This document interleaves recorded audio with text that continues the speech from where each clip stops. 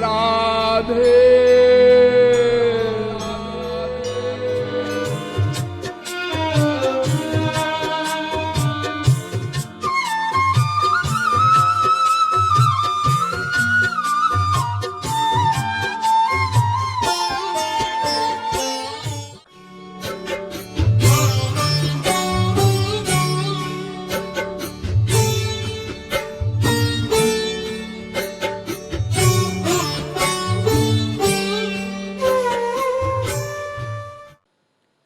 वेदव्यास जी लिखते हैं कि जो ज्ञानी सगुण साकार भगवान की भक्ति नहीं करते, केवल अपने बल पर, अपनी समाधि के बल पर, अपने ब्रह्म के चिंतन के बल पर ब्रह्म को प्राप्त करना चाहते हैं, वो ऐसे ही मूर्ख हैं, ऐसे ही उनका परिश्रम व्यर्थ जाएगा जैसे कोई स्त्री धान कूटे और उसके बाद जो छिलका बचे तुष उसको फिर कूटे और आशा करे कि दोबारा चावल निकलेगा। जैसे वो स्त्री मूर्ख है जो तुष को, छिलके को बार बार कूट कर आशा करती है कि फिर से चावल निकलेगा, वो केवल उसका परिश्रम ही रहेगा। ऐसे ही जो बिना भक्ति के केवल ज्ञान मार्ग के द्वारा ब्रह्म को प्राप्त करना चाहते हैं, उनका केवल परिश्रम ही रहता है, वो ब्रह्म को प्राप्त नहीं कर पाते। पुनः वेदव्यास जी भागवत में लिखते हैं, नैष्कर्म्यमप्यच्युत भाववर्जितं न शोभते ज्ञानमलं निरंजनम कुतः पुनः शश्वत भद्रमीश्वरे ये चार्पितं कर्म यदप्यकारणम। भागवत के पहले स्कंध के 5वें अध्याय का 12वां श्लोक, और यही श्लोक भागवत में एक बार फिर आया है। भागवत के 12वें स्कंध के 12वें अध्याय का 52वां श्लोक, 2 बार ये श्लोक आया है।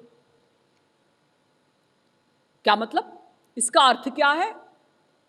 चाहे कोई निष्काम ज्ञानी हो और उसने निरंजन ज्ञान प्राप्त कर लिया हो, तो भी उसे माया से छुटकारा नहीं मिलता। निरंजन ज्ञान किसे कहते हैं? देखिए, मैंने आप लोगों को बताया था ना कि ज्ञानी पहले चिंतन करता है तत्त्वम् असि, तत्त्वम् असि, तत्त्वम् असि, तत्त्वम् असि, है ना? इसी का डिटेल तत्त्वम् असि, संधि विच्छेद। तत्त्वम् असि वो तू है, वो तत् मने वो ब्रह्म, त्वम मने तू, असि मने है, वो तू है, यानी तू वही है, तू वही है, तू ब्रह्म ही है, तू ब्रह्म ही है। ये हो गया सांजन ज्ञान। फिर इसका चिंतन करते करते ज्ञानी जब और आगे बढ़ता है तो उसका चिंतन हो जाता है नेचुरल, अहम ब्रह्मास्मि, अहम ब्रह्मास्मि, मैं ही ब्रह्म हूँ, मैं ही ब्रह्म हूँ। फिर और चिंतन बढ़ा आगे, और ऊंची अवस्था हुई, और ऊंची अवस्था हुई, तो उसको समाधि लग गई, निर्विकल्प हो गया। इसे कहते हैं निरंजन ज्ञान। यानी अब वो ज्ञानी क्या चिंतन कर रहा है ये भी उसको पता नहीं, ज्ञाता भी समाप्त, ज्ञेय भी समाप्त, और ज्ञान भी समाप्त।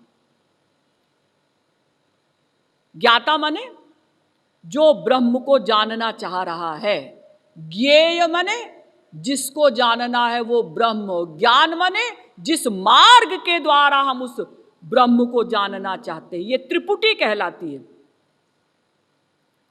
ज्ञाता, ज्ञान, ज्ञेय। यानी भगवान और भक्ति, भगवान और जिस मार्ग से हम जाना चाहते हैं, जो जीव जाना चाहता है वो भक्त, भक्ति, भगवान, भक्त। तो ये त्रिपुटी समाप्त हो गई ज्ञानियों की। इसे कहते हैं निरंजन ज्ञान। ऐसा अगर कोई निरंजन ज्ञान भी प्राप्त कर ले कि समाधि की अवस्था पर पहुंच गया, निर्विकल्प हो गया, क्या जानना है, किससे जानना है, कौन जानने वाला है, तीनों बातें समाप्त, चुप। ऐसा ज्ञानी भी अगर भक्ति नहीं करता तो भवसागर से पार नहीं हो सकता, क्योंकि माया को कोई पार नहीं कर सकता जब तक कि भगवान की शरण में कोई नहीं जाता। जो भगवान की शरण में जाता है वही माया को पार कर सकता है, क्योंकि माया भगवान की शक्ति है। शांडिल्य जी कहते हैं शक्तित्वान्नानृतम वेद्यम। शक्ति को झूठा नहीं कहा जा सकता कि शक्ति मिथ्या है। ये माया भगवान की शक्ति है, मिथ्या नहीं है। और वेद ने भी इस बात को माना, मायाम तु प्रकृतिम विद्यान मायिनम तु महेश्वरम। श्वेताश्वतरोपनिषद 4 अध्याय का 10वां मंत्र। ये माया भगवान की शक्ति है। भागवत भी कहती है, मैं बहुत संक्षेप में बता रही हूं कि माया भगवान की शक्ति है। पहले मैं डिटेल में बता चुकी हूं संसार के स्वरूप में। सेयं भगवतो माया यन्न येन विरुध्यते। भागवत के 3 स्कंद के 7वें अध्याय का 10वां श्लोक। यानी सेयम भगवतो माया, ये आपकी माया है, ये आपकी शक्ति है। ये माया मिथ्या नहीं है। सोदासी रघुबीर की समुझे मिथ्या सोपी। ये माया भगवान की शक्ति है, इसको मिथ्या नहीं कहा जा सकता। छूटे न राम कृपा बिनु नाथ कहूं पद रोपी। जो लोग माया को मिथ्या कहते हैं, भ्रम कहते हैं ना, उनको तुलसीदास जी ने बहुत डांटा है, बहुत फटकारा है। तुलसीदास जी लिखते हैं, रजत सीप महाभास जिमि जथा भानु करवारी जदपि मृषाति हूँ काल मह भ्रम न सकै को उतारी। ए ज्ञानियों, तुम लोग ऐसा कहते हो ना कि जिस प्रकार से अंधेरे में कोई रस्सी पड़ी हो तो उसमें सांप का भ्रम हो जाता है, जैसे रेगिस्तान में उड़ते हुए बालू के कणों को देखकर दोपहरी में हिरन को पानी का भ्रम हो जाता है, जिस प्रकार से अंधेरे में अच्छे सीप में चांदी का भ्रम हो जाता है, उसी प्रकार से ये माया भ्रम है। रज्जौ यथा हेर भ्रमः, ऐसा ज्ञानी लोग कहते हैं। जैसे अंधेरे में कोई रस्सी पड़ी हो तो सांप का भ्रम हो गया, ऐसी ही ये माया भ्रम है, कंफ्यूजन है, मन की कल्पना है। तो तुलसीदास जी कहते हैं कि ऐ ज्ञानियों, अगर ये माया केवल मन की कल्पना है, भ्रम है, मिथ्या है, तो अनंत जन्म बीत गए, तुम इस भ्रम को क्यों नहीं मिटा पाए? अगर ये केवल भ्रम है, मिथ्या है, कंफ्यूजन है, मन की कल्पना है, तो इसको तुम अभी तक क्यों समाप्त नहीं कर पाए? देखो, अगर तुम इसको भ्रम भी मानते हो ना माया को, तो ये भ्रम कैसे जाएगा? जासु कृपा अस भ्रम मिट जाई, गिरि जासो कृपालु रघुराई। ये भ्रम भी भगवान की कृपा से ही जाएगा, ऐसे नहीं जाने वाला। फिर शांडिल्य जी कहते हैं, अब मैं देखिए शांडिल्य जी के द्वारा सिद्ध कर रही हूं कि ज्ञानी को भी भक्ति करनी पड़ेगी। शांडिल्य जी ने ज्ञानियों से पूछा कि ऐ ज्ञानियों, एक बात बताओ, ये जो अज्ञान तुम्हारे ऊपर आया ये कैसे आया? हाजी, वो ऐसा है कि हम ये भूल गए कि हम ही ब्रह्म हैं, इसलिए अज्ञान आ गया। अच्छा, तो ये अज्ञान जाएगा कैसे? अगर हम फिर से सोच लें कि हम ही ब्रह्म हैं तो अज्ञान चला जाएगा। तो शांडिल्य जी कहते हैं कि इसका मतलब ब्रह्म ने जब अपने को भुला दिया कि मैं ही ब्रह्म हूं तो वो अज्ञानी हो गया, और अगर वो ब्रह्म फिर से समझ ले कि मैं ब्रह्म हूं तो वो ज्ञानी हो जाएगा, ब्रह्म हो जाएगा। ऐसा नहीं। शांडिल्य जी कहते हैं संसृति रेशाम भक्ति स्यान्ना ज्ञानात् कारणा सिद्धे। शांडिल्य सूत्र। ये जो हम लोगों के ऊपर अज्ञान है ये किस लिए है? हम अपने आप को भूल गए इसलिए नहीं, हम भगवान को भूल गए इसलिए ये अज्ञान हमारे ऊपर है। जीव जब ते हरिते बिलगान्यो तब ते देह गेह निज मान्यो मायावश स्वरूप बिसरायो ते ही भ्रमते दारुण दुख पायो। तुलसीदास जी ने भी इस बात को माना कि ये जीव चूंकि सदा से ईश्वर को भूला हुआ है, ईश्वर के विमुख है, इसलिए इसके ऊपर अज्ञान है। अगर ये जीव भगवान के सन्मुख हो जाए, उनकी शरण में आ जाए तो अज्ञान चला जाएगा। कृष्ण भूलि सेई जीव अनादि बहिर्मुख। चूंकि ये जीव चैतन्य महाप्रभु कहते हैं भगवान से सदा से विमुख है,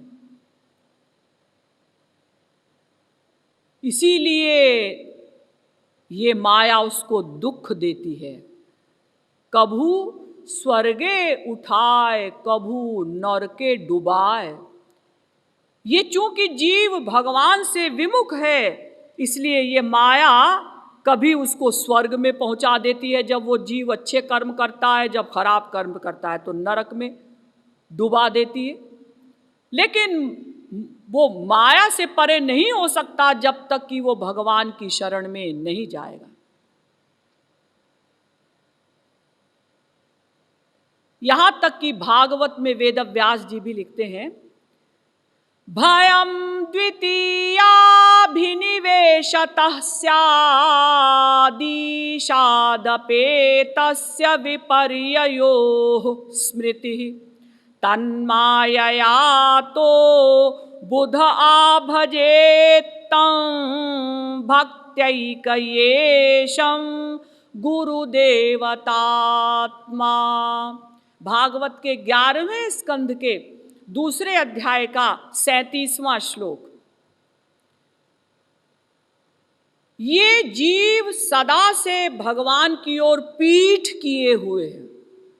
हमारे महाराज जी कहते हैं कि श्रीमद् भागवत में 18,000 श्लोक हैं, लेकिन हमारे महाराज जी को ये श्लोक सबसे अधिक पसंद है जो अभी मैंने बोला कि ये जीव सदा से भगवान की ओर पीठ किए हुए है, सदा से विमुख है। एक दिन विमुख हुआ, एक दिन भगवान को भूला, ऐसा नहीं, सदा से भगवान को भूले हुए है, क्योंकि सदा से इसने भगवान की ओर पीठ कर रखी है।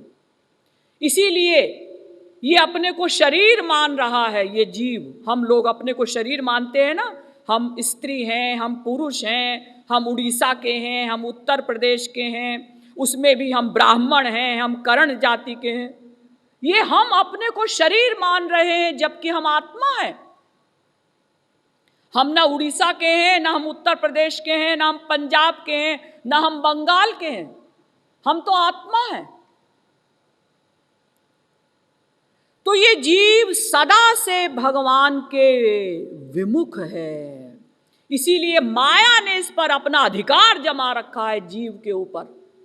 ये जीव बेचारा 84 लाख योनियों में भटक रहा है, तो फिर इसका कल्याण कैसे होगा? हमें कोई बीमारी होती है तो हम पहले उसका रीज़न ढूंढते हैं। डॉक्टर पूछते हैं भाई क्या बात है, तुमको क्या तकलीफ़ है? डॉक्टर साहब मुझे ये तकलीफ़ है, ये तकलीफ़ है। अच्छा तुम क्या क्या खाते हो, नाश्ते में क्या खाते हो, रूटीन में लंच में क्या लेते हो, आज तुमने क्या खाया था? तो डॉक्टर पहले रिसर्च करते हैं कि रीज़न क्या है इस बीमारी का। अगर रीज़न मालूम पड़ जाए तो वहीं से जड़ काट दो तो बीमारी समाप्त। तो रीज़न क्या है कि हम भगवान के विमुख हैं, इसीलिए माया हमको नचा रही है। तो इसका इलाज क्या है? सन्मुखता। अगर ये जीव भगवान की शरण में आ जाए तो सदा से माया से छुटकारा मिल जाए।